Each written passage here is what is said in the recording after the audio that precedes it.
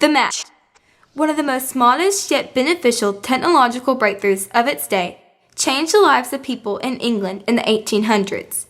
For the first time, people from all classes were able to light and heat their homes on demand, something that had been previously reserved for the wealthy. At the same time, the Industrial Revolution was causing a flood of workers into major cities. Railroads were expanding, iron and steel mills were being built, and all the new industry required one key component: ignition. Match factories began to spring up throughout London, especially in East End London, where unskilled workers were easy to find.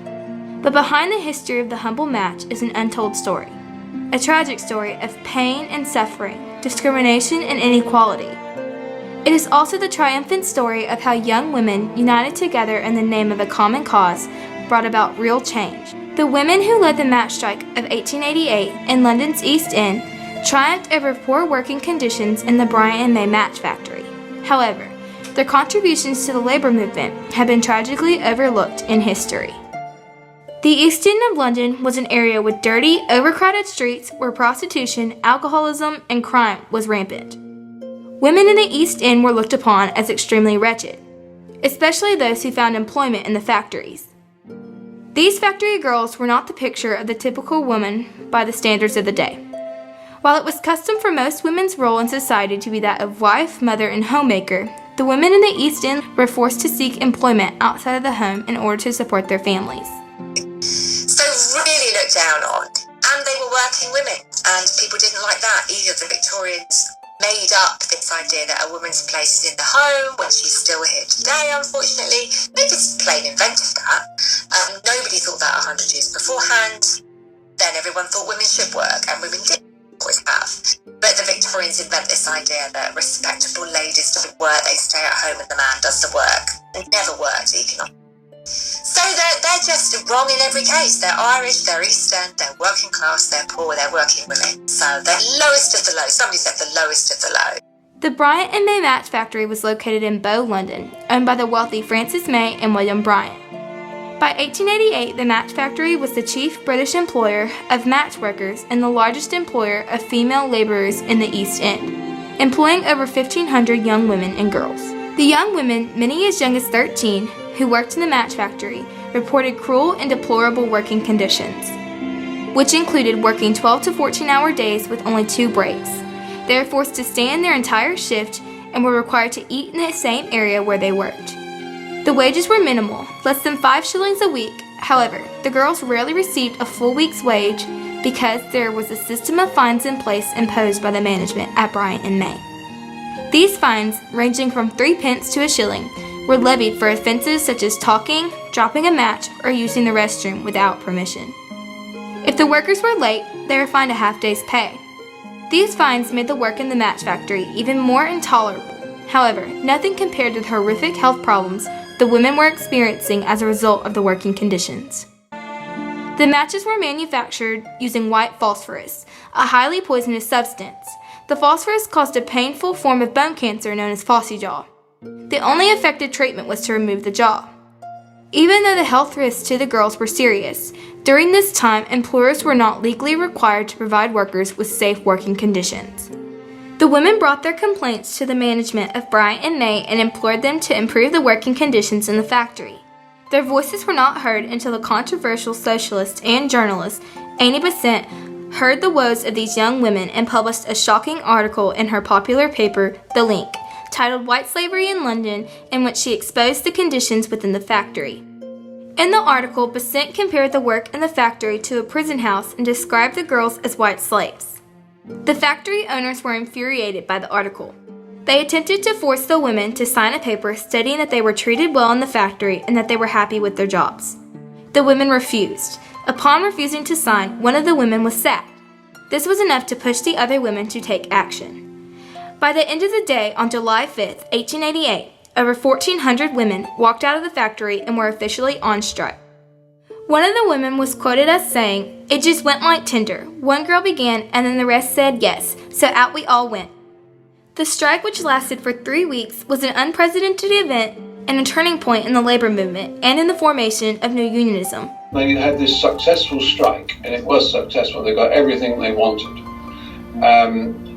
The people around thought, what's going on? This is great stuff. And it heralded what is now called the new unionism. The phrase new unionism is what is always associated with the Matchgirls. During this time, trade unions membership in the UK was very exclusive, often made up of well-paid officials and officers who entered into agreements with the capitalists and government, with little concern for any labor reform outside of their own trades. The masses of unskilled workers were grossly underrepresented. Although there had been strikes in previous years, the Matchgirls strike sparked a change in the labor movement. Their strike marked the first by a group of unskilled workers. After nearly 3 weeks, the women were triumphant and Bryant and May were forced to settle the dispute. The factory was forced to improve the working conditions, provide better pay, abolish arbitrary fines, and provide safer conditions within the factory. However, it would be many years before the factory actually stopped using the poisonous white phosphorus. The Star newspaper reported, "The victory of the girls is complete. It is a turning point in the history of our industrial development." History has never rightfully credited the women for their part in sparking the labor union. The notion that lowly Irish factory girls could have planned and carried out a successful strike against the powerful Bryant and May led most to believe that someone more powerful had actually orchestrated the strike. Throughout history, Annie Besant has received credit for organizing the strike. However, she was actually opposed to the strike and felt that a boycott of Bryant and May would be a more productive measure. Because of her social status as a middle-class, educated woman, she has been remembered and celebrated in history far more than the poor, working-class Irish women who actually organized and carried out the strike. The press was very controlled by men, and so I think that's one of the roles that Annie probably played, because she had started to publish materials generally about the world of women, and she had done that with men, so she was able to work in partnership with men to get that information out there. The Great Dock Strike of 1889 is widely credited for the formation of New Unionism. Many historians do not even mention the Match Strike in the chronology of the formation of labor unions. But there is no arguing that the Dockers and the Matchgirls' actions were linked. Most of the Dockers were also Irish, and many of them had wives, daughters, or mothers who had been workers in the match factory. Even the Dockers themselves gave credit where credit was due when John Burns, one of the chief orchestrators of the dock strike, said at a rally, "The Matchgirls had formed a union and got what they wanted, and surely the dock laborers could do the same."